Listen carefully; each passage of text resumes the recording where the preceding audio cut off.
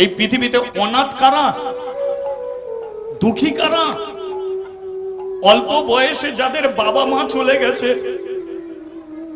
আমি কীর্তন করে বেড়াই, কিন্তু আমার মতো দুঃখী আর কেউ নেই মা। আজকে আমার বাবা আমাকে কীর্তন শিখিয়েছিল। আমার মা প্রত্যেক দিন ভোরের বেলা উঠে আমাকে ডেকে নিয়ে হারমোনি ধরিয়ে বলতো, বাবা গান কর, আমি ঘুমাবো না। আমার মা না ঘুমিয়ে পাশে বসে থাকতো, ছেলে যদি ঘুমিয়ে পড়বে। আজকে আমি কীর্তন করছি চারিদিকে, কিন্তু আমার বাবা মাকে আমি কীর্তন শোনাতে পারিনি। মনে বড় কষ্ট হয়। অনাথ হলো তারা যাদের বাপ মা চলে গেছে। মেয়েরা ভালো করে জানবে, বলুন তো, মেয়েরা বিয়ের পরে দেখবেন বাপের বাড়ি যেতে ভালোবাসে, যায় না? বাপের বাড়ি যেতে ভালোবাসে, কিন্তু বলুন তো, বাপের বাড়ির বাপ মা মরে গেলে তখন আর বাপের বাড়ি যাওয়ার ইচ্ছা থাকে? আর থাকে না। যতদিন বাবা মা আছে ততদিন যেতে ইচ্ছা করবে, কিন্তু বাপ মা মরে গেলে আর বাপের বাড়ি যাব না। কেন? ওখানে দাদা বৌদি ভাইপো ভাইজি সবাই আছে, নেই শুধু তার বাবা, নেই শুধু তার মা। তাই বাবা মার মতো অমূল্য বস্তু আর কিছু নেই। মেরে ভাই, একটা কথা বলি, স্ত্রীর চোখের জল দু ফোঁটা পড়বে, আবার আদর করলে চোখের জল মুছে যাবে, কিন্তু বাবা মার চোখের জল তুমি ফেলতে যেও না, আঘাত দিও না, কষ্ট দিও না। কে ভগবান? কোথা ভগবান? ভগবান তো তোমার ঘরে জ্যান্ত ভগবান। এক হলো তোমার বাবা, দুই হলো মা। নিজের মায়ের পেটে লাথি মেরে বাবা চুলের মুঠি ধরে বার করে দিয়ে মোটা মোটা মালা পরে তিলক সেবা করে হাতে নামের ঝোলা নিয়ে সারা জীবন গয়া কাশে মথুরা বৃন্দাবন ঘুরে এলো। কোনো দিন তুমি ভগবানের দেখা পাবে না, পেতে তুমি পারো। আর ঘরের ভগবানকে সেবা যত্ন করলে তোমাকে গয়া কাশে বৃন্দাবনে আর যেতেই তোমাকে হবে না। বাবা মার আশীর্বাদ হলো জীবনের সবচেয়ে বড় আশীর্বাদ। আজকে বাচ্চা মেয়ে মাদ্রির বাবা মরে গেল, মা মরে গেল, কি চমৎকার দেখুন। জমিদার তার স্ত্রীকে এনেছে। ও গিন্নি, গিন্নি কি হয়েছে? আরে পূজারি মারা গেছে মন্দিরে, চলো চলো তাড়াতাড়ি যাই চলো। স্বামী স্ত্রী দুজনে মিলে ছুটে এসেছে, দেখলো বাচ্চা মেয়েটা কেঁদে কেঁদে গড়াগড়ি খাচ্ছে। জমিদারের স্ত্রী মেয়েটাকে বুকে জড়িয়ে ধরে বলল, আজ থেকে আমি তোর মা, আমাকে তুই মা বলে ডাকবি। কিন্তু জমিদার বলল, না, একদম ওকে কোলে নেবে না, ওর তুমি মা হতে যেও না। কেন মা হব না? এ তো মা মরে গেছে। জানি মা মরে গেছে, কিন্তু তুমি এর মা হবে না। কেন হব না? শোনা, এর মা তুলসী তলায় মরেছে, চোখের জলে কেঁদেছে। তুমি এর মা হবে, দুদিন পরে তুমি মরবে, আবার তোমার মতো মায়ের জন্যে মেয়েটাকে আবার চোখের জলে কাঁদতে হবে। তাহলে তুমি এর বাবা হও, আমি বাবা হব না। এই বাবা মরে যেতে কাঁদছে, আমি এর বাবা হব, দুদিন পরে মরবো, আবার মেয়েটা বাবার জন্য কাঁদবে। তাহলে কি বাবা মা ছাড়া মেয়েটা বাঁচবে কি করে? এ কি অনাথ? না, এর বাবাও আছে, মাও আছে। মাদ্রি, আমার বাবা মা চলে। না মা, কাঁদিস না, বাবা মা তো মন্দিরের ভেতরে বসে আছে তোর। চল। মেয়েটাকে কোলে করে নিয়ে মন্দিরের ভেতরে এসেছে, দেখিয়ে আঙুল তুলে বলল, ওই দেখ, ও হলো ভোলে বাবা। এই শিবজিকে বলে না ভোলে বাবা? শোন, ও ভোলে বাবা, আজ থেকে ওই হলো তোর বাবা। পাশে বসে আছে মা অন্নপূর্ণা, আজ থেকে ওই হলো তোর মা। ভোলে বাবা, একে তুই বাবা বলে ডাকবি। পাশে বসে আছে অন্নপূর্ণা, একে তুই মা বলে ডাকবি। মাদ্রি বলল, মূর্তি রূপে বসে আছে বাবা মা, কিন্তু আমার মা তো কোলে করে নিয়ে ঘুরতো, এই মা আমাকে কোলে করে নিয়ে ঘুরবে ঘুরবে। আমাকে খেতে দেবে, দেবে। আমাকে স্নান করিয়ে দেবে, দেবে। আমার গা মুছিয়ে দেবে, দেবে। আমার বাবা আমাকে কাঁধে করে নিয়ে ঘুরতো, এই বাবা কাঁধে করে নিয়ে ঘুরবে, ঘুরবে। কিন্তু জমিদার বাবু এ তো মূর্তি, এর হাত আছে হাত নড়ে না, চোখ আছে চোখের পাতা পড়ে না, কান আছে কানে শুনতে পায় না, এ কি করে আমাকে বাবা মা হবে? আমার মা কি করে কোলে করে নিয়ে ঘুরবে? জমিদার বলল, শোন, হাত আছে হাত নড়বে, চোখ আছে চোখের পাতাও পড়বে, কান আছে কানে শুনতেও পারবে, তবে তোকে একটা কাজ করতে হবে। কি? শোন, ডাকার মতো ডাকলে পরে সাড়া পাওয়া যায়। আরে ডাকার মতন ডাকলে পরে সাড়া পাওয়া যায়। ডাকার মতো ডাকলে পরে সাড়া পাওয়া যায়। ও তারি ডাকার মতো ডাকলে পারে সারা পাওয়া যায়। ও যে হলো দয়াল ঠাকুর, ও যে হলো দয়াল ঠাকুর, ও যে হলো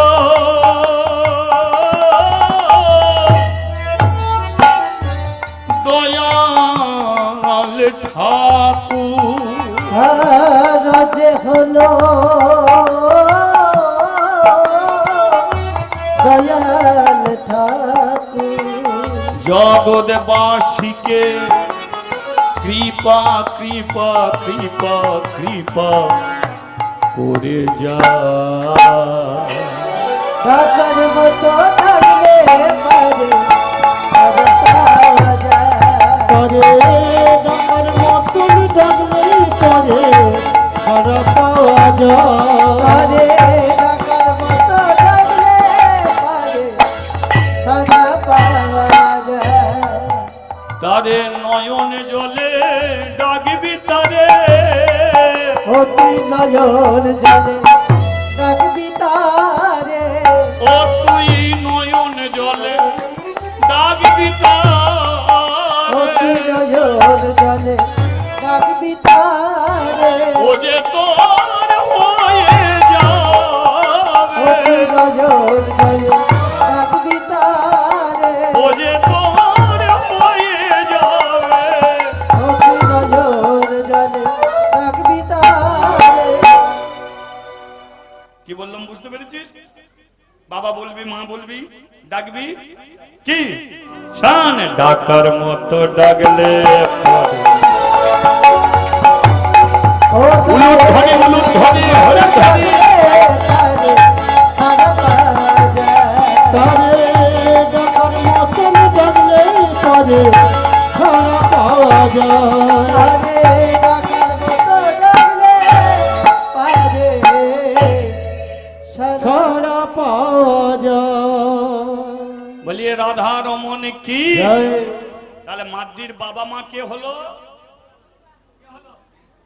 শিবার মা অন্নপূর্ণা। কি জমিদার এই বাবা মা কেন দিল? কারণ মাদ্রিকে বলে দিল, শোন, তুই বেঁচে আছিস, তোর বাপ মা মরে গেল, কি আমি তোর বাবা হব, তুই বেঁচে থাকবি, আমি মরে যাব। এ তোর মা হবে, তুই বেঁচে থাকবি, তোর মা মরে যাবে। কিন্তু এমন বাবা মাকে দিয়ে দিলাম যে তুই মরবি, কিন্তু তোর বাপ মা কোনোদিন আর মরবে না। হরি বল হরি বল। এই বাপ মার জন্য কোনোদিন তোকে আর চোখের জল ফেলতে হবে না। বোঝা গেল কেন বাপ মাকে দিল শিব আর মা অন্নপূর্ণা। এবার ঘটনাটা কি ঘটলো? মন্দিরের পূজারী মরে গেছে, কি বহু দূর দূর থেকে ব্রাহ্মণরা এসেছে। কি চমৎকার ঘটনা শুনুন। দূর দূর থেকে ব্রাহ্মণরা এসেছে, আর ব্রাহ্মণরা এসে বলল, জমিদার বাবু বলুন, এই শিবের মন্দিরে কোন ব্রাহ্মণ এবার নিত্য পূজা করবে? কোন ব্রাহ্মণ করবে?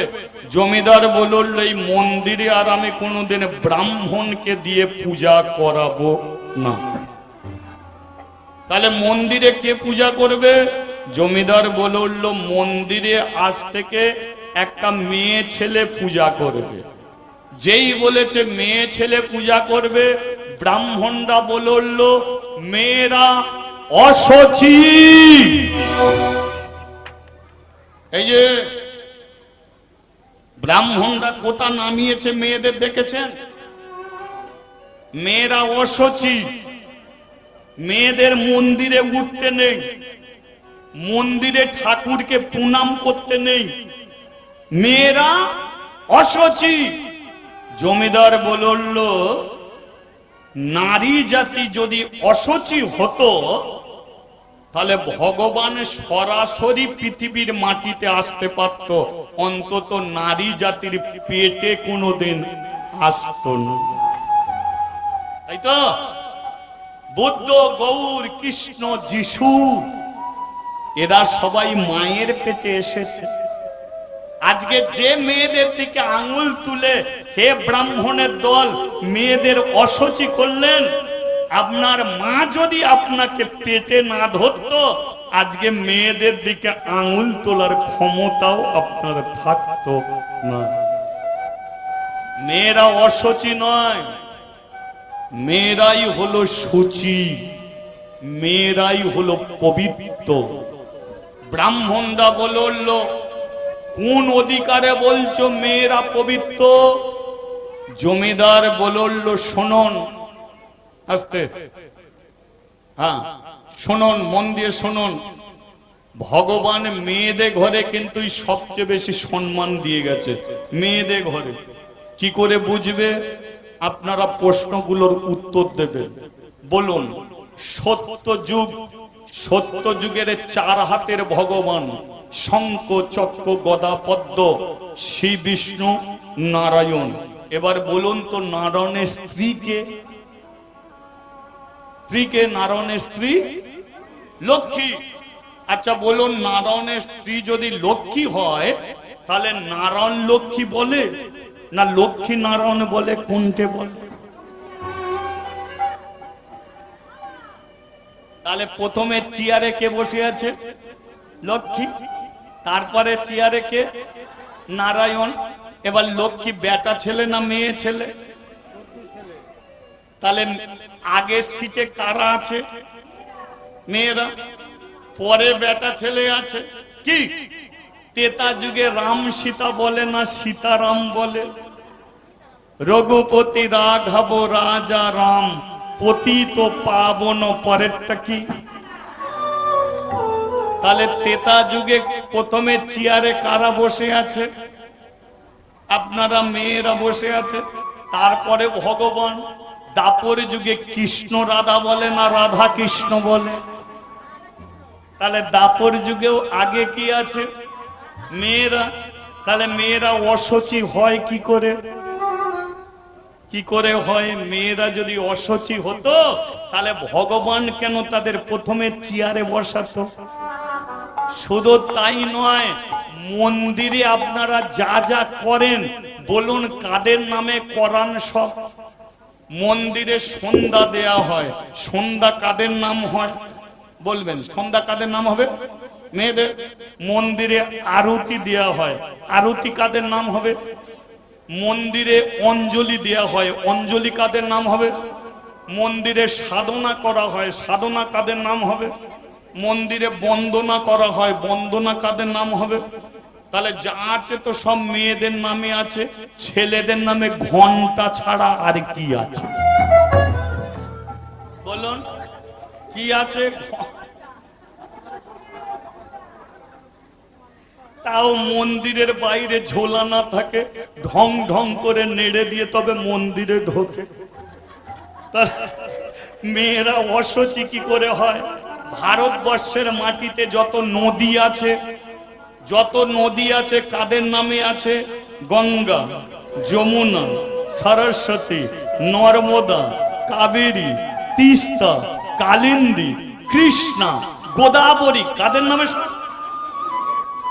তাহলে মেয়েরা অসুচি কি? মেয়েরা অসুচি? মেয়েরা চাঁদা পত্র না দিলে হরিনাম হবে?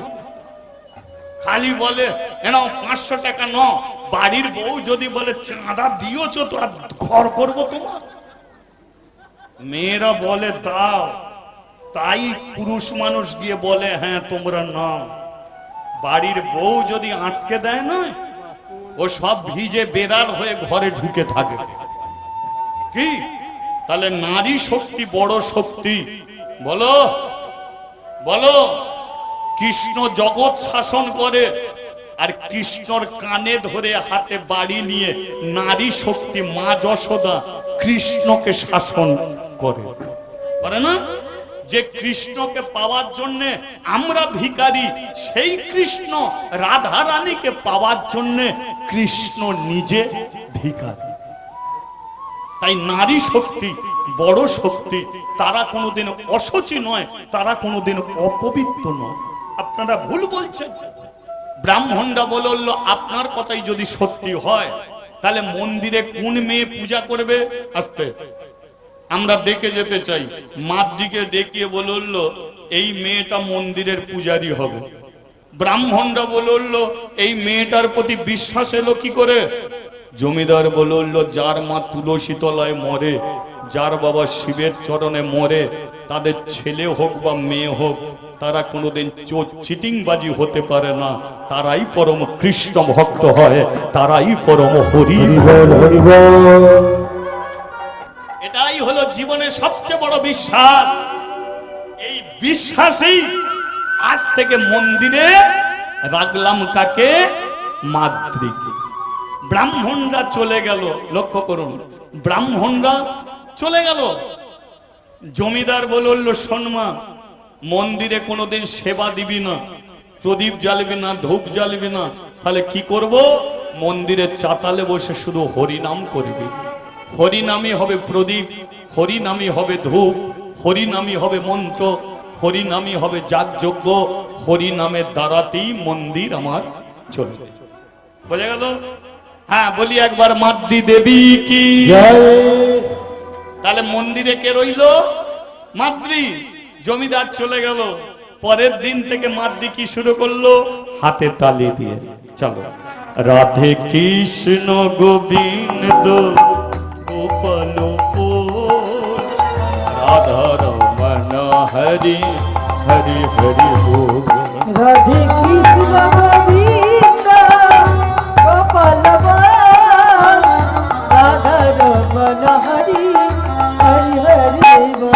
রাধে কৃষ্ণ গোবিন্দ গোপাল বল, রাধা রমন হরি হরি হরি বল।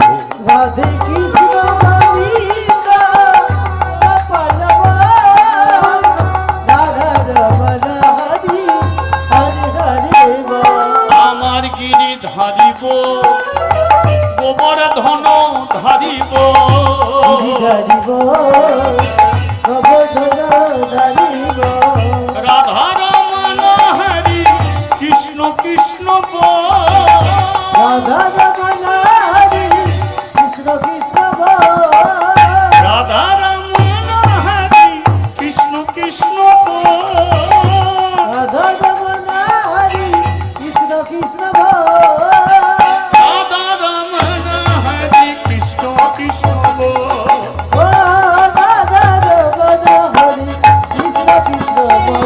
রাধে রাধে রাধে রাধে রাধে রাধে রাধে রাধে রাধে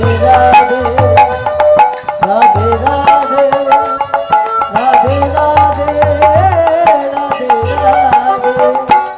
আচ্ছা একটু রাধে রাধা নামে একটু তালি দেওয়া যাবে? রাধা নামে কি পেছনের মায়েরা কি বলছে? কি দেয়া যাবে তো? কই দেখি একবার তালে তালে দেয়া যাক। তালে তালে হয়।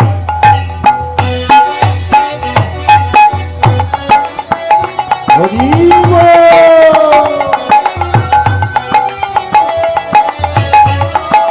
একটু উলুধ্বনি হয়।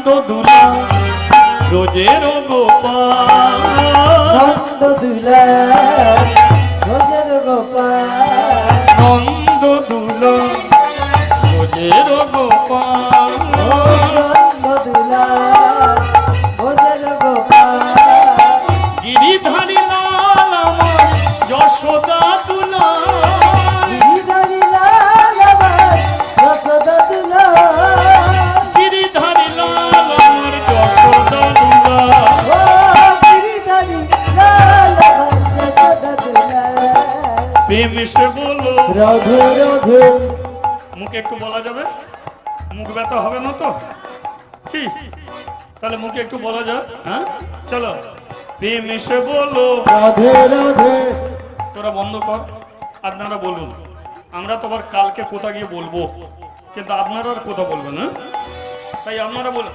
তবে এইটুকু বলে দিচ্ছি শুরু করবেন শেষ করবেন মাঝখানে যদি হাই উঠে যায় হাই তুলেও চালাবেন হাই উঠে তো হাই উঠতেই পারে তা হাই উঠছে বলে বন্ধ করে দেবেন কেন হাই তুলে আরে রাজে বললেও হবে হ্যাঁ চলো এবার তালিটা কানেকশনটা ছেড়ে দিয়েছেন তাহলে তাহলে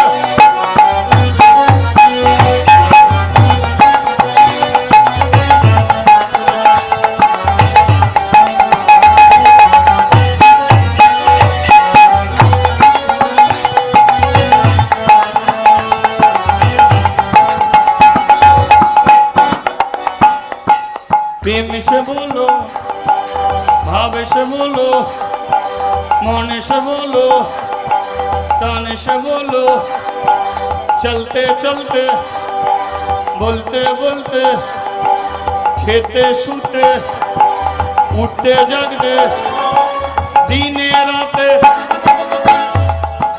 काका बोलो काकी बोलो दादा बोलो दीदी बोलो भाई बोलो राधे राधे बेटे बोलो राधे राधे ए बोलो राधे राधे हाथ तुले बोलो राधे राधे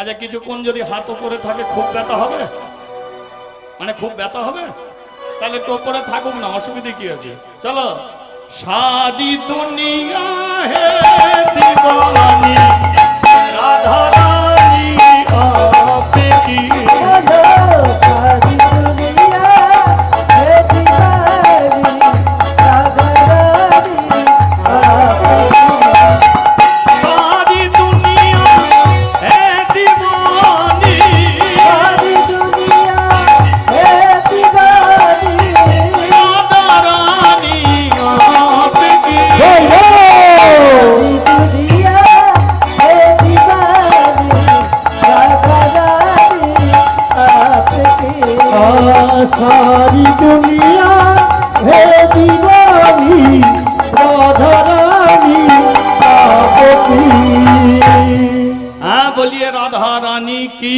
जय মেয়েটাই রাধে রাধে করতে করতে 20 বছর বয়স তাহলে 5 বছর বয়সে মন্দিরে উঠেছে আজকে মেয়েটার 20 বছর বয়স হয়ে গেছে লক্ষ্য করে দেখুন এই 20 বছরের মেয়েটা একদিন শিবের কাছে বসেছে এটা মন দিয়ে শুনুন কি চমৎকার ঘটনা শিবের কাছে বসে বলছে যে হে শিবজি একটা মন্দির তো 500 বছর থাকবে কিন্তু আমি কি 500 বছর বেঁচে থাকবো আমি তো দুদিন পরে মরে যাব তাহলে আমি যদি মরে যাই তাহলে মন্দিরের চাতালে বসে কে হরিনাম করবে কি মন্দিরের চাতালে বসে কে হরিনাম করবে আর হরিনাম যদি না হয়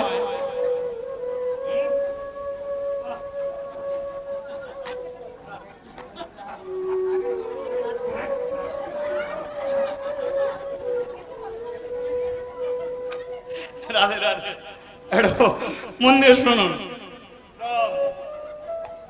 কি ঘটনা দেখুন উপকার যে নিতে চায় তাকে তুমি উপকার করো ঠিক না কিন্তু উপকার তোমার নিতে চায় না, তাকে জোর করে ঠেলে ঠেলে করবে, সেই ঘুরিয়ে তোমাকে গালাগালি দেবেই দেবে। এটাই নিয়ম নয়? তাহলে মাদ্রি কি চিন্তা করছে যে আমি হরিনাম করি, শিব ঠাকুর হরিনাম শোনে, কিন্তু আমি যদি মরে যাই তাহলে কে হরিনাম করবে? আরে হরিনাম যদি না হয়, শিব ঠাকুরের তো হরিনাম শোনা হবে না, তাহলে কি হবে? না, আমি শিবের কাছ থেকে একটা জিনিস চাই। শিবের চরণে বসে বলছে, হে শিবজি, আমি মরে গেলে তোমার আর হরিনাম শোনা হবে না, তাই আমি তোমাকে বলছি, তুমি আমার পেটে একটা কৃষ্ণ ভক্ত ছেলে দাও, আমি মরে যাওয়ার পরে সে মন্দিরের চাতালে বসে হরিনাম করবে, তোমার হরিনাম শোনা হবে। হরিবল হরিবল। তাহলে কি চেয়েছে? একটা ছেলে চেয়েছে, তাই তো? শিবজি বলে উঠলো, ও বাবা, আমাকে হরিনাম শোনাবার জন্য তুই ছেলে চাইলি, আর আমি তোকে দেব না? ঠিক আছে ওরে মাদ্রি, আমি তোকে একটা কৃষ্ণ ভক্ত সন্তান দিলাম। যেই দিয়েছে, পাশে বসেছিল অন্নপূর্ণা, উঠে দাঁড়িয়েছে। কি করলে?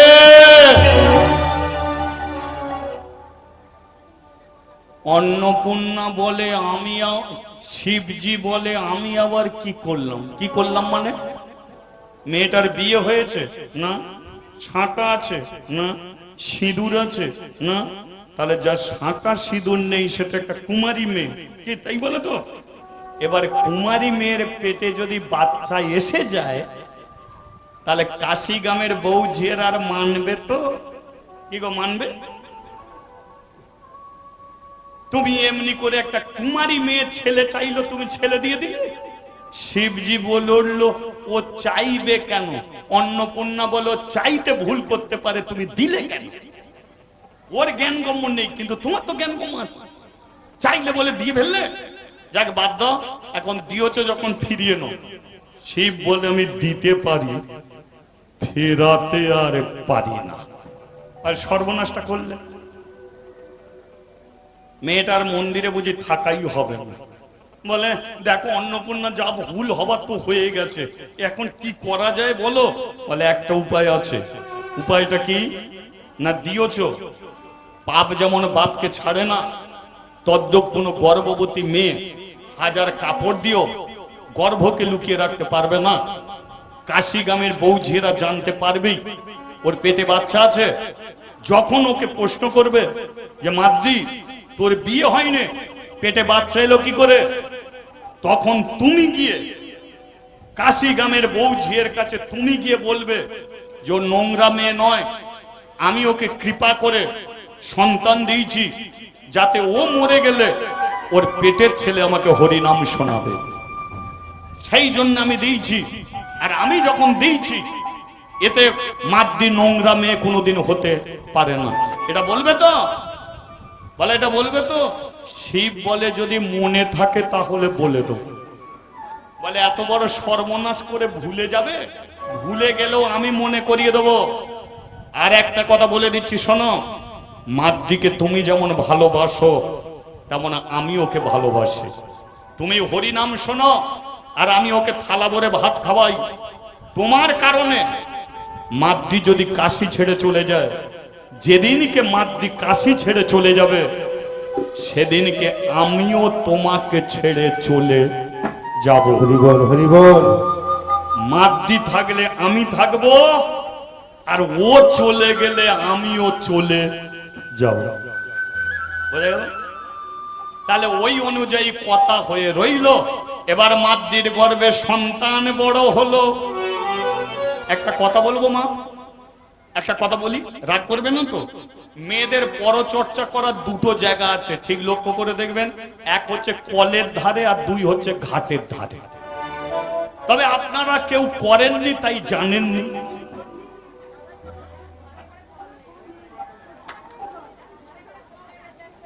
তবে এখন আর কল বাইরে নেই, বাড়িতে ট্যাপ কল এসে গেছে, ঘাটেও যেতে হয় না, কলেও যেতে হয় না, তাই পরচর্চা করার জায়গাও থাকে না।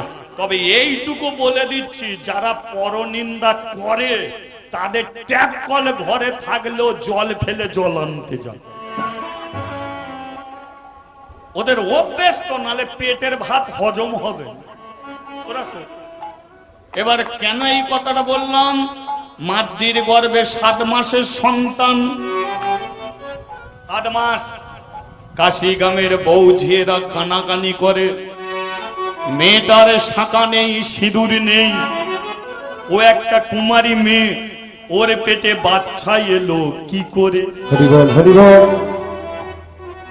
এই কানাকানি চলে গেল ব্রাহ্মণদের কানে। ব্রাহ্মণরা তো আগেই তেলে বেগুনে ছিল, তাই না? আমরা ব্রাহ্মণ, আমরা মন্দিরে পুজো করতে পারিনি। জমিদার আমাদের অপমান করে তাড়িয়ে দিয়ে একটা মেয়ে ছেলেকে মন্দিরে বসিয়ে দিল। আর মেয়েটা ছি ছি ছি, কি নোংরা মেয়ে, বিয়ে হয়নি, পেটে বাচ্চা ধরে। এ দোষ মেয়েটার নয়, এ দোষ একমাত্র জমিদারের।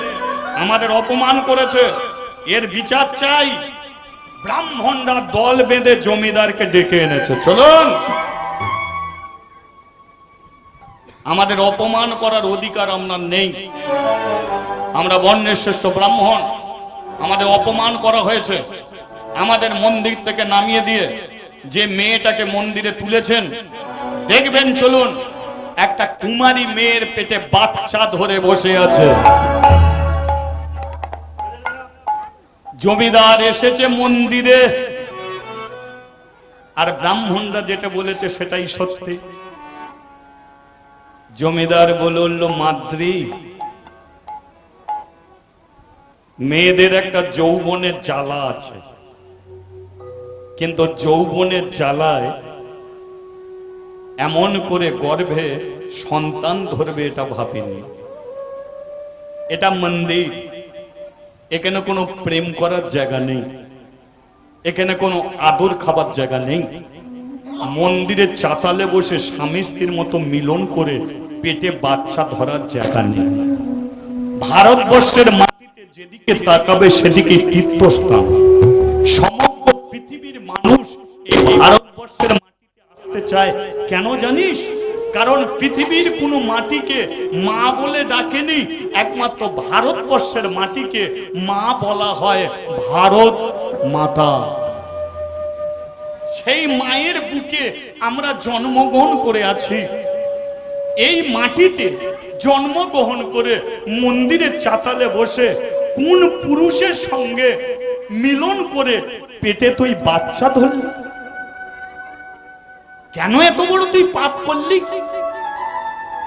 মাদ্রি বলল, জমিদার বাবু, আমি কোনো পাপ করিনি।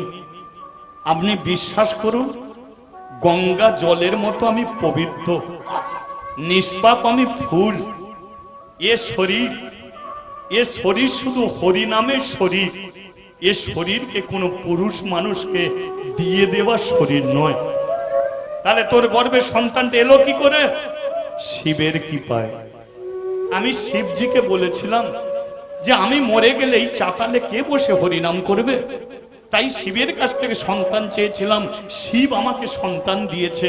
এটা আপনি বিশ্বাস করুন, আমি কোনো নোংরা মেয়ে নয়। জমিদার বলল, তাহলে তুই যে নোংরা মেয়ে নয়, তোর গর্ভের সন্তানটা যে শিবের সন্তান, এটাকে প্রমাণ করতে গেলে একমাত্র শিব ঠাকুরকেই ব্রাহ্মণদের কাছে আসল সত্যিটা জানাতে হবে, তাই না? নাহলে কে জানাবে? যা, তোর শিবজিকে গিয়ে বল সত্যিটা যেন ব্রাহ্মণদের কাছে বলবে। মাদ্রি ছুটে গিয়ে শিবের কাছে পড়েছে, চলো সত্যিটা বলবে চলো। শিবজি চুপটি করে বসে আছে। অন্নপূর্ণা পাশে বসে কনুই ঠেলছে। শিবজি বলে, ঠেলাঠেলি করছো কেন? ঠেলাঠেলি করছি মানে ভুলে গেছো? ভুলে গেছো? এখন দেখেছো ব্রাহ্মণরা এসেছে, কাশিগ্রামের বউ ঝেড়ে এসেছে। মাতৃর পেটে যে বাচ্চাটা কার এটা জানতে চাইছে। তোমার কৃপা, ওর গর্ভের সন্তান, তা তুমি ঠুঁটো জগন্নাথের মতো বসে আছো কেন? আসল সত্যিটা বলবে তো। শিবজি বলে উঠল, অন্নপূর্ণা, মাদ্রি হাজারবার চোখের জলে কাঁদলে আমি আর আসল সত্যিটা জানাবো না। যেই বলেছে জানাবো না, অন্নপূর্ণা বলে উঠল, আমিও বলে রেখেছিলাম যে মাদ্রি যদি কাশি ছেড়ে চলে যায় তাহলে আমিও আর তোমার পাশে কি থাকবো না। শিবজি বলে উঠল, কবে যাবে দিন ঠিক করেছো? মানে আমি চলে যাব না, যেদিনকে যাবে আমায় বলবে, ফুলের মালা বরণডালা সাজিয়ে তোমাকে বিদায় দেব। অন্নপূর্ণা বলে উঠল, আমি চলে গেলে তোমার ভালো হয়? এখন আছি, চলে গেলে বুঝবে। শিবজি বলে উঠল, আমার কাউকে দরকার নেই, দূর হও এখান থেকে। প্রমাণ তো আর জোগাড় করতে পারলো না অন্নপূর্ণা। এই মাদ্রি আর প্রমাণ দিতে পারলো না। জমিদার বলে উঠল, পাপ করলি তুই, আর সেই পাপকে চাপা দেবার জন্য শিবের নামে তুই দোষ লাগালি। হ্যাঁ, ও মূর্তি হয়ে আছে, ও তোকে কৃপা করে। ছি ছি ছি, তোকে তো মন্দিরে বসা নাই, ভুল করেছি। যাই হোক, পাপ করেছি, শাস্তি পেতেই হবে। সূর্য ডুবতে এখনো বাকি আছে, তাই সূর্য ডোবার আগে সারা জীবনের মতো এই মন্দির ছেড়ে, কাশি ছেড়ে তুই চলে যাবি। হরি বল। কোনদিন কাশি মানুষের কাছে তুই মুখ দেখাতে যাবি না। তাহলে এতক্ষণ ধরে আপনারা শুনলেন, তাই তো? এবার আপনারা খুব চিন্তা করে বলুন, এতে মাদ্রির কোনো দোষ ছিল কি? ছিল?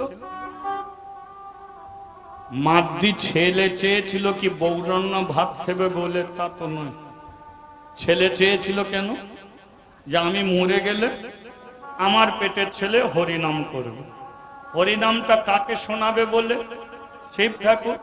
তাই শিবের কাছ থেকে চেয়েছে, আর আপনাদের চোখের সামনে শিবজি কৃপা করেছে কি? তাহলে আজকে শিব চুপটি করে বসে রইল কেন? আজকে তাকে মন্দির ছেড়ে চলে যেতে হচ্ছে।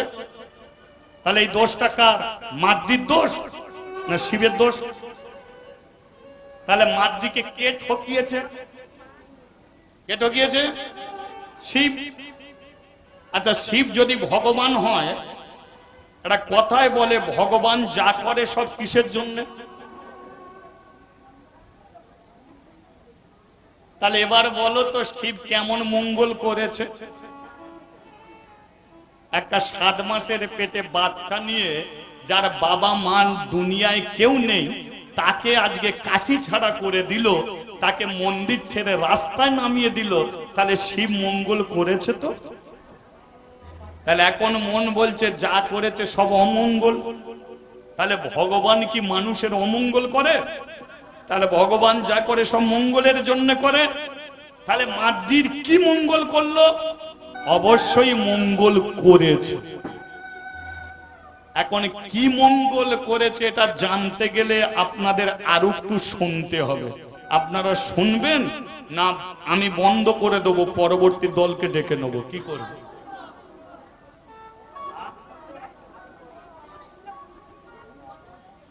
আমার তো সময় হয়ে গেল, আপনাদের রাস গান হবে কি? তা যাই হোক, তা ঠিক, যে জায়গায় দাঁড়িয়ে পড়েছি আপনাদের একটু জানতেই হবে, তাই তো? মাদ্রির কি হলো? একটা নির্দোষ মেয়ে, কোনো দোষ করে না, তা সত্ত্বেও তাকে এত বড় শাস্তি পেতে হলো। তাহলে মাদ্রির জীবনে কি ঘটলো একটু বলি নাকি? হ্যাঁ, এটা জানা না যাক। অনেকদিন পরে আসছি আপনাদের গ্রামে, আর কোনোদিন আসা হোক না হোক। চলো, মাদ্রি এখন পেটে বাচ্চা নিয়ে কি করছে সেটা দেখা যায়। কাশি ছেড়ে বাচ্চা নিয়ে রাস্তার ধারে দাঁড়িয়ে আছে, ঠিক আছে? দাঁড়িয়ে আছে, আর কতগুলো মেয়ে করতাল বাজাতে বাজাতে তারা বৃন্দাবনের দিকে চলেছে, পাশ দিয়ে যাচ্ছে করতাল বাজাতে বাজাতে। মাদ্রি বলল, ওই দিদি তোরা কোথায় যাচ্ছিস? মেয়েগুলো বলল, আমরা বৃন্দাবনে যাচ্ছি। এখন তো ট্রেনে করে যায়, বাসে করে যায়, আসতে তখন পায়ে হেঁটে, আমরা বৃন্দাবনে যাচ্ছি। তো মাদ্রি বলে, দিদি তোরা যে বৃন্দাবনে যাচ্ছিস, এই হেঁটে হেঁটে যেতে যেতে কতদিন তোদের লাগবে বৃন্দাবনে পৌঁছাতে? বললো, আমাদের 3 মাস লাগবে। মাদ্রি চিন্তা করলো, আমার তো 7 মাসে পেটে বাচ্চা। আমি শুনেছি যে বাচ্চা প্রসব হতেও লাগে কত, 10 মাস। তাহলে আমারও তো বাকি আছে 3 মাস। কি তাহলে আমি যদি এদের সঙ্গ ধরি, তাহলে আমি তো বৃন্দাবনে পৌঁছে যাব। আর বৃন্দাবনে রাধা মাধব আছে, সেই রাধা মাধবকে গিয়ে জিজ্ঞাসা করব যে বিনা দোষে আমাকে কেন শাস্তি পেতে হলো।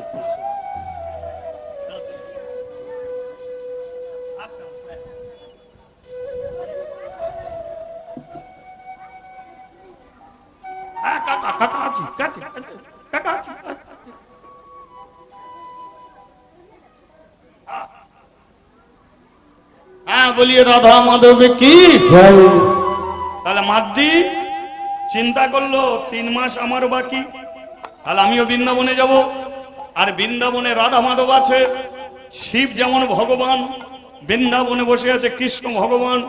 এক ভগবান আমাকে ঠকিয়েছে, আর এক ভগবানের কাছে গিয়ে আমি এ প্রশ্নের উত্তর জানব যে আমাকে কেন কাশি ছাড়া করা হলো, কেন আমাকে ঠকানো হলো। তাহলে আমিও বৃন্দাবনে যাব। ও দিদি আমাকে সঙ্গে করে নে, তোদের সঙ্গে বৃন্দাবনে যাব। মেয়েগুলো বলল, নিতে পারবো না। কেন নিবি না? কারণ 7 মাসে পেটে বাচ্চা, যেতে লাগবে 3 মাস। যেতে যেতে ধর বৃন্দাবনের কাছাকাছি চলে গেছি, এমন সময় যদি তোর প্রসবের যন্ত্রণা ওঠে, তখন কি তোকে ফেলে দিয়ে আমরা বৃন্দাবনে আর যেতে পারবো? তোর জন্য আমাদের বৃন্দাবনে যাওয়া হবে না, তাই তোকে সঙ্গে করে নেব না। মাদ্রি বলল, আমি কথা দিচ্ছি, আমাকে সঙ্গে করে নে সঙ্গে করে। আমার যখনই প্রসবের যন্ত্রণা উঠবে, তখনই তোরা আমাকে ফেলে দিয়ে তোরা বৃন্দাবনে চলে যাবি, আমি তোদের পথের কাঁটা হব না। ঠিক আছে, আমি কথা দিচ্ছি, আমাকে এখন সঙ্গে করে নে। যেতে যেতে যখনই প্রসবের যন্ত্রণা উঠবে, তখনই আমাকে ফেলে দিয়ে তোরা চলে যাবি, আমি তোদের পথের কাঁটা হব না। আর তো কোনো সমস্যা নেই, নে আমাকে সঙ্গে করে নে, কারণ যাবার আমার কোনো রাস্তা নেই। এবার আপনারা বলুন, তাহলে মাদ্রিকে নিয়ে যাওয়া যাবে তো বৃন্দাবনে? আমরা একটু বৃন্দাবন যাব, যাওয়া যাবে তো নাকি? আপনাদের অসুবিধা হবে না তো? এ তো বলেছে যে পেটের বাচ্চা প্রসব উঠলে আমরা ফেলে রেখে চলে যাব, তাহলে যা যাক নাকি? চলি একবারে বৃন্দাবন ধাম কি জয়, বাঁকে বিহারি কি জয়। চলে রে আমার মন। অনেকক্ষণ ধরে লীলা শুনছেন, একটু ভজনে, একটা ভজনের দ্বারাই যাই। হ্যাঁ, ঠিক আছে, অসুবিধা নেই তো? চলে রে আমার মন মধুর বৃন্দাবন, যমুনার ধারে ধারে কমলের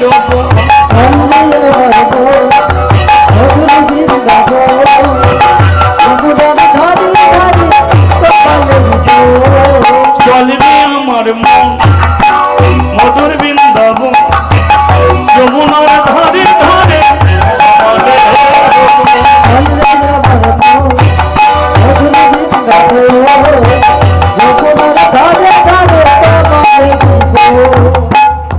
একটু তালি দিতে দিতে যাবে না, সবাই মিলে তালে তালে তালি দিতে দেবে।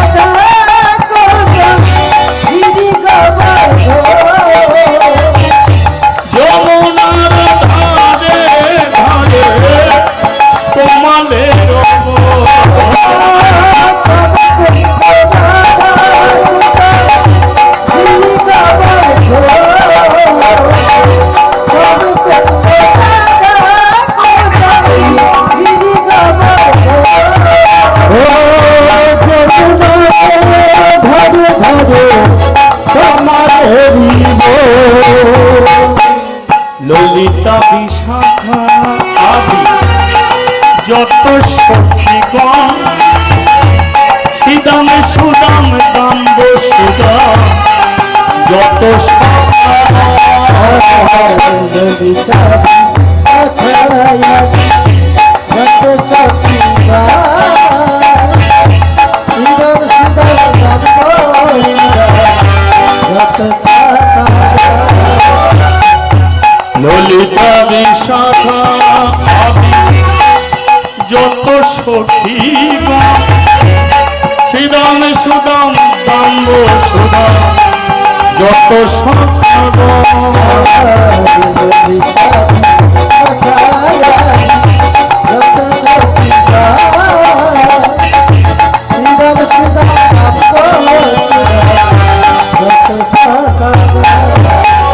চলে রে আমার মন মধুর বৃন্দাবন যমুনার ধারে ধারে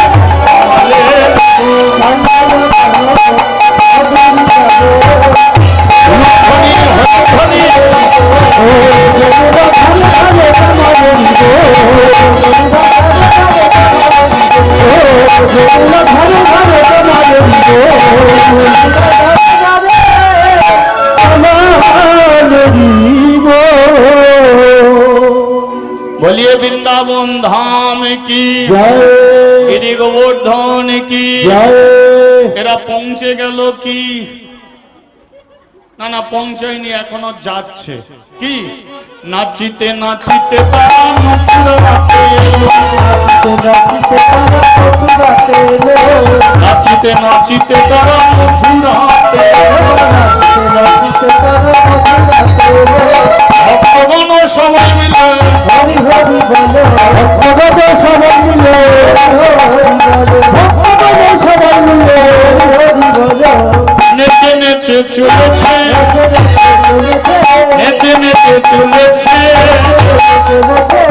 বৃন্দাবনের পথে পথে বৃন্দাবন ওইভাবে নেচো না কেউ আপনারা ঘাড় ঘোরাচ্ছেন কেন মার দিকে বলছে তো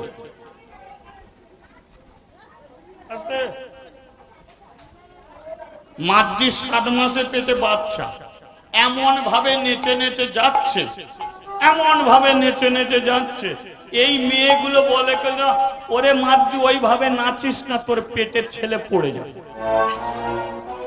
মাদ্রি বলে রাকে হরি তো মারে কে মারে হরি তো আরে যে দিয়েছে সেই বাঁচাবে এখন ছেলের জন্য আমি নেচে নেচে যাব না ও যা পারে হয় হবে আমি নেচে নেচে যাব নেচে নেচে যাবো নেচে নেচে যাব নেচে নেচে যাবো বৃন্দাবনের পথে পথে নেচে নেচে যাবো বৃন্দাবনের পথে পথে নেচে নেচে যাবো নাচিতে নাচিতে তারা মথুরাতে নাচিতে নাচিতে তারা মথুরাতে এলো নাচিতে নাচিতে তারা মথুরাতে এলো বলিয়ে মথুরা ধাম কি জয় তুই উঠছিস আর বসছিস কেন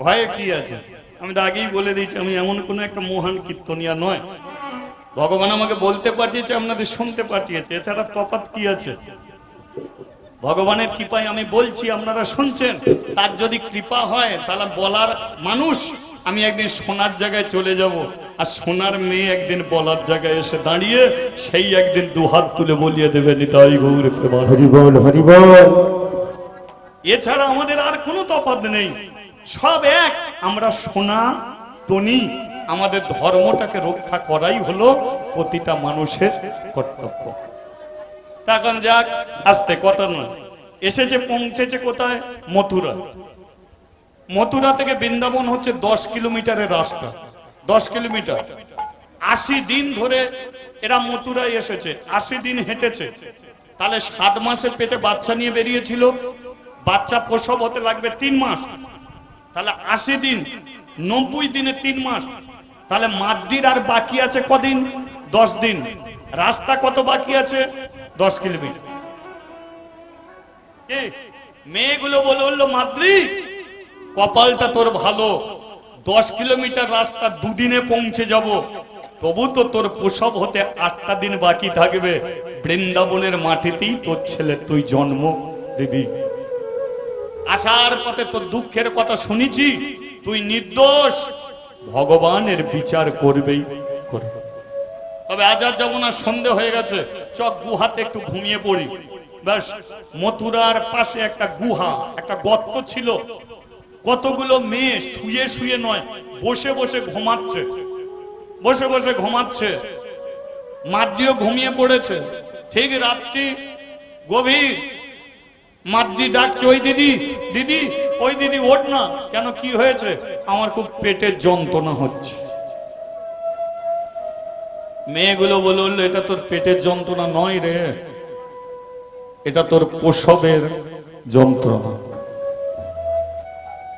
আজকাল দিনে দেখবেন পেটে বাচ্চা এলেই ডাক্তারের দ্বারাই চিকিৎসা করে, কোনো সমস্যা নেই, করো। কিন্তু এইটুকু বলে দিচ্ছি, সারা প্রতি মাসে ডাক্তারকে দিয়ে চেক আপ করাবে, কিন্তু ভেলোরের ডাক্তার পর্যন্ত নির্দিষ্ট করে বলে দিতে পারবে না এই দিনকেই এর বাচ্চা প্রসব হবে। পারবে কি বলতে? হয় 2 দিন আগে, তা নয় 2 দিন পর। মাদ্রির প্রসব হতে বাকি ছিল 10 দিন, কিন্তু ওই রাত্রি তার প্রসবের যন্ত্রণা উঠে গেছে। মেয়েগুলো বলল, কথা দিয়েছিলিস যে যখনই প্রসবের যন্ত্রণা উঠবে তোকে আমরা রেখে চলে যাব, এবার তুই বল আমরা কি করব? মাদ্রি বলল, চলেই যা, সকালবেলা হলে চলে যাবি, কারণ আমার জন্যে তোদের বৃন্দাবনে যাওয়া হবে না। আমি হয়তো প্রসব করতে গিয়ে নিজে মরেও যেতে পারি, তখন কষ্ট তোদের আরো বাড়বে, তাই আগে ভাগেই তোরা চলে যাবি। রাধারানী তোদের কৃপা করলো, আমার কৃপা করলো না, তাই এত কাছে এসো, তোদের ঘরে আমাকে হারাতে হচ্ছে, আমার বৃন্দাবনে যাওয়া আর হলো। মেয়েগুলো সকালবেলা মাদ্রিকে ফেলে চলে গেল, গুহাতে রয়ে গেল একা। এক প্রসবের যন্ত্রণা, তার চেয়ে বেশি যন্ত্রণা বাড়ছে তার জীবনের যন্ত্রণা। যে আজকে সে ভগবানের কাছে প্রশ্ন করছে যে ভগবান, এ পৃথিবীতে তুমি আমাকে মেয়ে করে পাঠিয়েছ, মেয়ের দুঃখ হয়, মেয়ের কষ্ট আছে, মেয়ের যন্ত্রণা আছে, এটা জানি, কিন্তু আমার কপালে তুমি এত কষ্ট দিয়েছ কেন? 5 বছর বয়সে তুলসী তলে আমার মা মরে গেল, বাবা আমাকে মন্দিরে নিয়ে এলো, 15 দিন পরে বাবা মরে গেল, জমিদার আমাকে মন্দির দিয়ে দিল, এই মন্দিরে শিবের জন্য আমি ছেলে চাইলাম, শিবজি আমাকে ছেলে দিল, কিন্তু যখন আমি শিবের কাছে গিয়ে পড়লাম, একটা যদি সত্য কথা বলতো তাহলে আজ আমাকে কাশী ছেড়ে মথুরার গুহায় পড়ে থাকতে হতো না, আজকে আমাকে একা থাকতে হতো না, আমার পাশে কাশী গ্রামের বউ ঝিয়েরা সবাই ঘিরে থাকতো, কিন্তু আমাকে একা করে দিল। কেন আমার এত কষ্ট, কেন আমার এত দুঃখ, কেন আমার এত যন্ত্রণা দিলে ভগবান? আমার পেটের ছেলে এ 10টা দিন ধৈর্য ধরে থাকতে পারত, কিন্তু এও ধৈর্য ধরে থাকতে পারলো না। বাবারে, তুই যদি 10টা দিন ধৈর্য ধরে থাকতে পারতিস তাহলে আমি ওদের সঙ্গে বৃন্দাবনে চলে যেতে পারতাম, কিন্তু তুইও আর ধৈর্য ধরলি না, তাহলে তুইও আমার শত্রু হয়ে দাঁড়িয়ে গেলি, তোকে রেখেও আমার কোনো লাভ হবে না। পাথরের গুহা, একটা পাথর হাতে তুলে নিয়েছে মাত্রেই দেখুন কষ্ট যন্ত্রণা কি।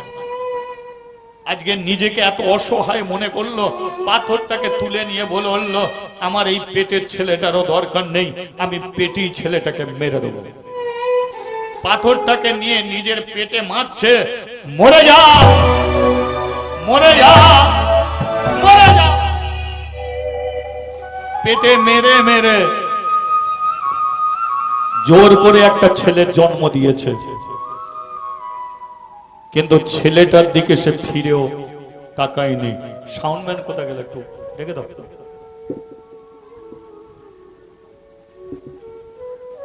ছেলেটার দিকে ফিরেও তাকায়নি, ছেলেটাকে ফেলে দিয়ে মাদ্দি বেরিয়ে পড়েছে। ওরা বলেছে 2 দিন বাকি আর বৃন্দাবনে যেতে, তাহলে 2 দিন আমিও কষ্ট করে বৃন্দাবনে চলে যাব। আমি ভগবান রাধা মাধবকে গিয়ে বলবো যাওয়ার কেন এত কষ্ট দিলে, কেন এত দুঃখ দিলে, কেন আমাকে এত যন্ত্রণা দিলে। শরীর দিয়ে রক্ত টোপে টোপে পড়ছে, একটু মনিটরটা তুলে দেবে। শরীর দিয়ে রক্ত টোপে টোপে পড়ছে, রক্ত যত শরীরে দিয়ে পড়ছে, রক্তটাকে বন্ধ করার জন্য গায়ের কাপড়টাকে কোমরে বেঁধে নিয়েছে সপাটে, হাঁটতে শুরু করেছে। সদ্যজাত জোর করে ছেলে যন্ত্রণা দিয়েছে, গোটা শরীরে কেমন যন্ত্রণা, তার উপর আবার হেঁটে হেঁটে যাচ্ছে। পাথর নড়িতে পা গুলো ফেটে গিয়ে রক্ত পড়ছে, পা ফেলতে পারছে না, হামাগুড়ি দিতে দিতে যাচ্ছে। হামাগুড়ি দিচ্ছে যখন, পাথর নুড়িতে হাঁটুগুলো ছিঁড়ে গিয়ে রক্ত ঝরছে, হাঁটু ফেলতে পারছে না, শুয়ে শুয়ে যাচ্ছে। আরে কত দূর, আরে কত দূর, ও গো দয়াময় তুমি দেখা দাও আমায়। ওগো দয়াময় তুমি দেখা দাও আমায়। ও গো কৃপাময় তুমি দেখা দাও আমায়। ওগো কৃপাময় তুমি দেখা দাও আমায়। তুমি ছাড়া এ জীবনে কেহ নাহি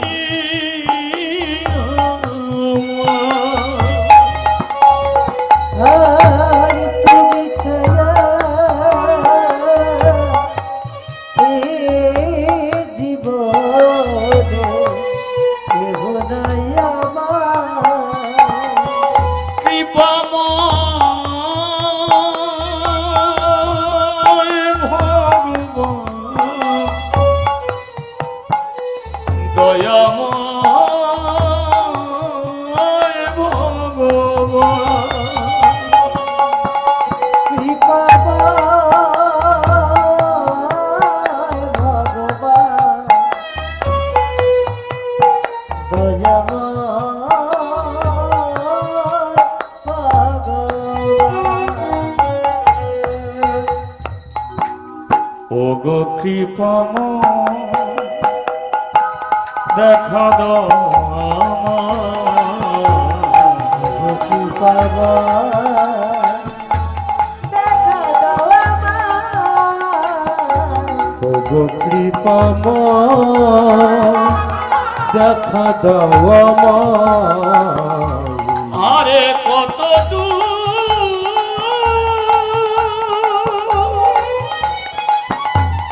আর কত দূর, আর কত দূর। শুয়ে শুয়ে যাচ্ছে তো পেটের মাংস কেটে ঝুলছে, বুকের মাংস কেটে ঝুলছে। এত কষ্ট করে, এত যন্ত্রণাকে সহ্য করে আজকে বৃন্দাবনে বাঁকে বিহারী মন্দিরের সিঁড়ির নিচেতে গিয়ে চুপটি করে বসে আছে। রাধে রাধে।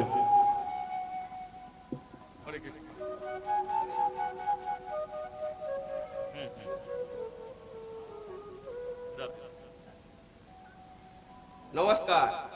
উত্তর ভাটোরা, পশ্চিম পাড়া, অধ্যকার হরিবাসরে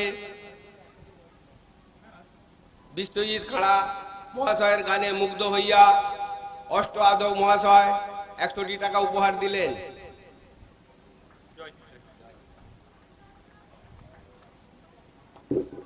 ঠিক আছে, বলি।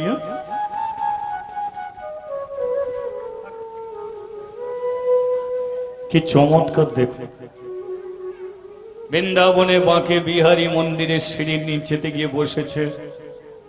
একটা সিঁড়িতে বসেছে, একটা সিঁড়িতে মাথা ঠেকিয়ে রেখেছে। সকাল থেকে দুপুর হলো, দুপুর থেকে সন্ধে, সন্ধে থেকে রাত্রি।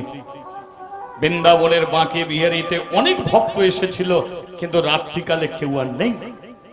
পূজারী ব্রাহ্মণ দরজা বন্ধ করে দিয়ে, কাকা কাকা এত দিচ্ছ, বাড়িতে কিছু বলবে না তো?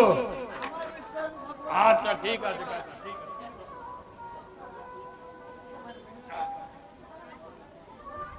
রাধে রাধে। ঘটনাটা শুনুন, মন দিয়ে শুনুন, লক্ষ্য করুন। রাত্রিকালে পূজারী ব্রাহ্মণ মন্দিরের দরজা বন্ধ করে দিয়ে চলে গেছে।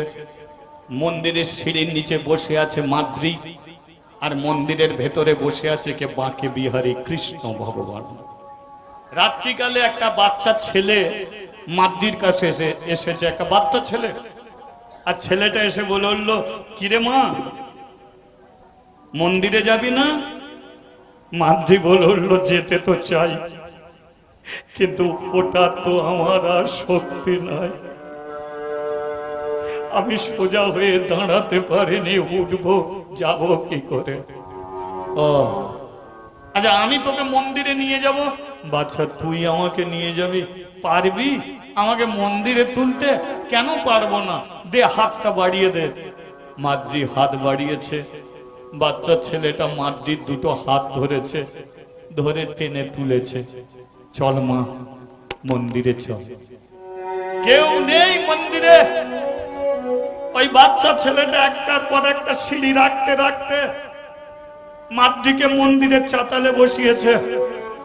মাদ্রি বলল, বাছা, মন্দিরে তো উঠলাম, কিন্তু ব্রাহ্মণ তো দরজা বন্ধ করে দিয়ে চলে গেছে। আমার ভগবান দেখা আর হলো না। ছেলেটা বলল, তোকে নিচে থেকে ওপরে তুললাম, আর দরজা খুলে দিতে পারবো না। আমি দরজা খুলে দেবো, তুই দেখে নিবি। মাদ্রি বলল, যা বাছা, দরজাটা খুলে দে। বসে আছে ছেলেটা, গিয়ে দরজা খুলে দিল। আর যেই দরজা খুলে দিল, মাদ্রি দেখলো যে ছেলেটা তাকে নিচে থেকে উপরে তুলেছে, সেই ছেলেটার অন্য কেউ নয়, সেই ছেলেটাই হলো বৃন্দাবনের বাঁকে বিহারী কৃষ্ণ। উলুধ্বনি করুন মা, উলুধ্বনি করুন, হরিধ্বনি করুন, হরি হরি।